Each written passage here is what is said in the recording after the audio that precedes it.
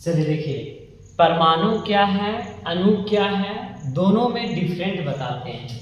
देखिए परमाणु, सबसे पहले परमाणु समझेंगे, जिसको इंग्लिश में बोलते हैं एटम। क्या बोलते हैं? एटम। चलिए देखिए, परमाणु होता क्या है और अणु क्या होता है। तो देखिए डिफिनेशन में बताए हैं और यहाँ अंतर बताए हैं। देखिए अंतर लिखे हैं कि यह किसी तत्व का सबसे छोटा कण होता है। परमाणु हम बताए थे कि सबसे छोटा कण होता है जिसको टुकड़ा ना हो। जैसे आप लोग को उदाहरण दिए थे चौक, स्कूल में ब्लैक बोर्ड में चौक का यूज होता है। चौक को हम लोग लिखते हैं, लिखने के बाद जो डस्ट गिरता है उस डस्ट कितना छोटा होता है, पूरा छोटा होता है ना। तो उसी को और तोड़ो, इतना तोड़ो कि और टुकड़ा ना हो। जब और टुकड़ा नहीं होगा तो उसी को हम लोग क्या बोलेंगे? परमाणु। क्या बोलेंगे? परमाणु। तो वही लिखे हैं, यह किसी तत्व का सबसे छोटा कण है जो रासायनिक प्रतिक्रिया में भाग लेता है, जिसको हम लोग तोड़ नहीं सकते हैं, जिसको और टुकड़ा नहीं कर सकते हैं, उसको हम लोग क्या बोलेंगे? परमाणु। ठीक है। और अणु क्या? दो या दो से अधिक परमाणु का समूह, जस्ट उसी का उल्टा। हम उसको तोड़े, चौक को देखते हैं कि पूरा एकदम ब्लैक बोर्ड में एकदम पूरा लिखेंगे, लिखने के बाद जो डस्ट गिरेगा वही डस्ट को मिलाकर दो या दो से अधिक परमाणु, क्या चीज? परमाणु, दोनों आपस में मिलाए। ठीक है। मिलाने के बाद उस जो एक समूह, कोई वस्तु बनता है, कोई चीज बनता है, तो उसी को जोड़ना, रासायनिक रूप से जुड़े हैं, उसी को हम लोग बोलेंगे अणु। परमाणु और अणु समझ में आ गया? परमाणु जो सबसे छोटा कण होता है उसको बोलते हैं परमाणु, और परमाणु का टुकड़ा दो या दो से अधिक आपस में मिला, उसी को हम लोग, उसी का समूह को अणु कहेंगे। ठीक ना।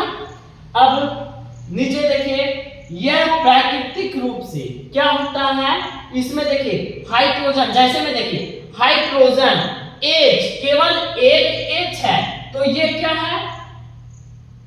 देखिए यह प्रकृति में स्वतंत्र रूप से नहीं पाया जाता है, स्वतंत्र रूप से नहीं पाया जाता। देखिए हाइड्रोजन आपका केवल एक H जो रहेगा हाइड्रोजन, वह स्वतंत्र रूप से नहीं पाया जाएगा। जस्ट उसी का अपोजिट अणु में H2 हाइड्रोजन H2 ये स्वतंत्र रूप से पाया जाता, उपस्थित होता है। समझ में आया? तीसरा देखिएगा, ये प्रोटॉन, इलेक्ट्रॉन और न्यूट्रॉन से मिलकर बना होता है।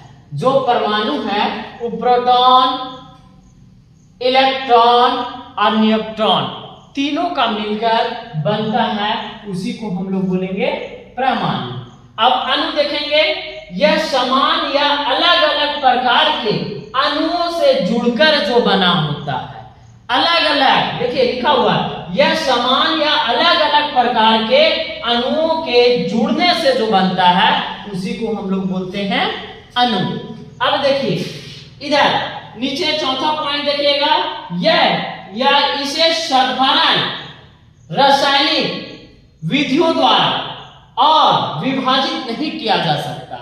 हम अभी बताए ना ऊपर में, जिसको और विभाजित नहीं किया जा सकता, जिसको हम और नहीं छोटा कर सकते हैं। देखिए आप लोग पाउडर देखे होंगे, पाउडर कितना छोटा रहता है, और उसको और तोड़िए, इतना जब तक तोड़िए तब तक वो और टुकड़ा ना हो। समझ में आया?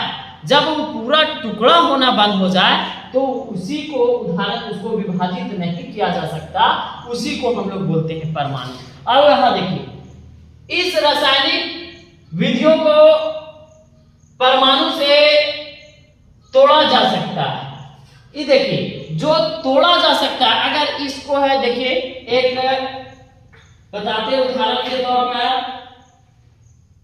जैसे आप लोग चौक नहीं, यहाँ तो चौक नहीं, देखिए यहाँ ये रेजर है, इस रेजर को तोड़े, दो टुकड़ा में देखिए करते हैं, देखिए इसका टुकड़ा, और इसको इतना टुकड़ा करना है जब तक ये तोड़ो, जब तक ये और टूटने लायक ना हो।